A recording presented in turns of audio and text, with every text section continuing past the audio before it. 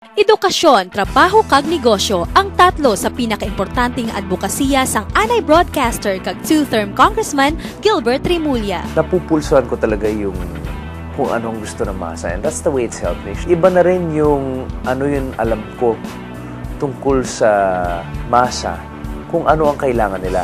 Sa iya pagpanikaso, masobra 200 ka mga scholarship grants ang iya nahatag. Kag sa iya pagpanguna, 150 naman ka mga school buildings ang napatindog. Isa man sa iya ginahatagan sang atensyon sa karon, amo ang edukasyon. Padayon naman ini sa pagbulig sa aton mga small medium scale entrepreneurs. Kaya kailangan humakbang tayo araw-araw para kumanda ang ating bansa, para sa kinabukasan ng ating mga anak. Samtang, advokasya man sini bilang anay katapos ang media ang Magna Carta for Journalists. Na talagang may idealismo para naman gumanda ang takbo ng ating bayan. Yan ang kailangan natin.